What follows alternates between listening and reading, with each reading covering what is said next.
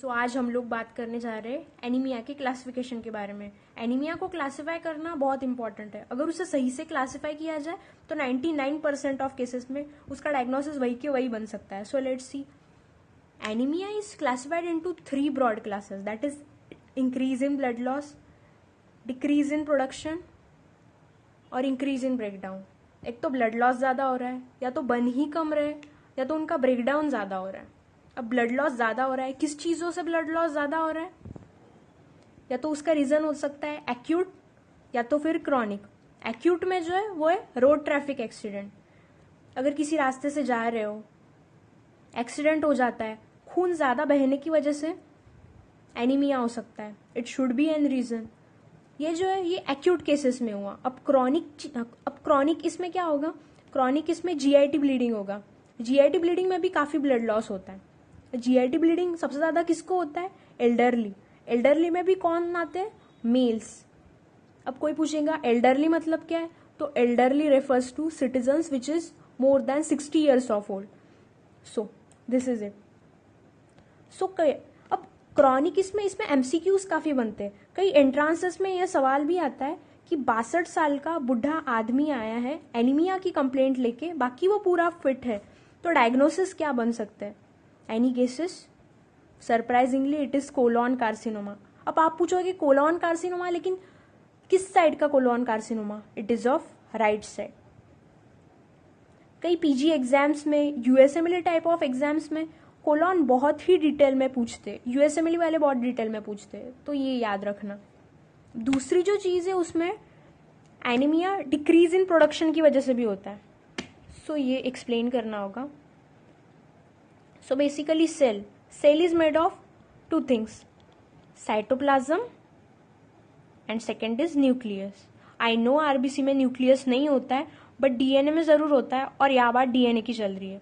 सो RBC को cytoplasm में hemoglobin होता है। We know hemoglobin is made up of 2 things, heme और ग्लोबिन। सो हेम की डेफिशिएंसी से हेम का सेंट्रल एटम आयन होता है, तो हेम की डेफिशिएंसी से आयरन डेफिशिएंसी एनीमिया में हो सकता है। दूसरी जो चीज है, ग्लोबिन की डेफिशिएंसी से थैलेसेमिया हो सकता है। सो अब काफी लोग पूछेंगे कि अल्फा चेन और बीटा चेन क्या होता है? वहां ग्लोबिन चेन्स की बात होती है, वो अलग चीज है, थैलेसेमिया में होता है।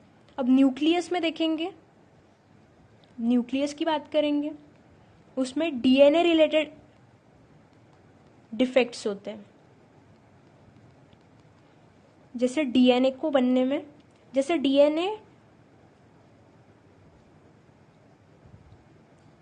को बनने में विटामिन B12 इंपॉर्टेंट होता है। विटामिन B12 की डेफिशिएंसी से megaloblastic anaemia.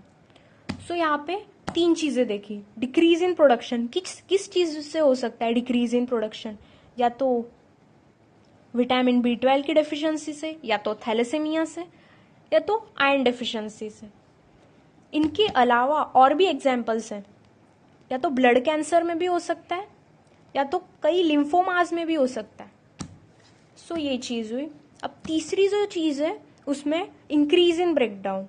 Increase in breakdown किस वजह से हो सकता है? या तो इंट्रिंसिक या तो एक्सट्रिंसिक। कॉर्पस्कल के अंदर कोई प्रॉब्लम है, एक्सट्रिंसिक। कॉर्पस्कल के अंदर कोई प्रॉब्लम नहीं है, कॉर्पस्कल के बाहर कोई प्रॉब्लम है। अब इंट्रिंसिक का एग्जाम्पल बताया जाए तो इसमें है हेरिडेटरी स्पेरोसाइटोसिस। यहाँ पे मैंने शॉर्ट फॉर्म यूज किया है क्योंकि जगह कम है। सो हेरिडेटरी स्पेरोसाइटोसिस क्या होता है? आरबीसी के ऊपर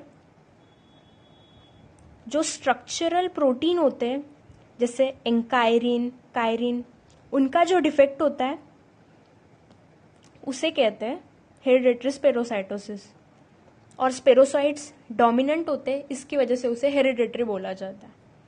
सो एक्सट्रिंसिक का यहाँ पे एग्जाम्पल देखेंगे तो वैस्कुलाइटिस।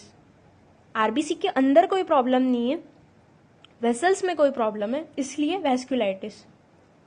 दूसरा जो एग्जाम्पल है वो है हाइपर स्प्लेनिज्म। स्प्लीन जब ज़्यादा काम करने लगती है तो भी इंक्रीज इन ब्रेकडाउन होता है। सो अब तीनों चीज़ रिवाइज करते हैं। Increase in blood loss, increase in blood loss का एग्जाम्पल क्या है? RTA एक्यूट ब्लड लॉस में, और क्रॉनिक में GIT bleeding. Decrease in production वाले एग्जाम्पल्स क्या है? मेगैलोब्लास्टिक एनीमिया है, विटामिन B12 डेफिशिएंसी है, आयरन डेफिशिएंसी है। और इंक्रीज इन ब्रेकडाउन वाले एग्जाम्पल्स क्या है? इसमें हेरिडेटरी स्पेरोसाइटोसिस, वो इंट्रेंसिक में आता है, और एक्सट्रिंसिक्स में हाइपरस्प्लेनिज्म और वैस्कुलाइटिस। सो आज के लिए इतना काफ़ी है। Thank you.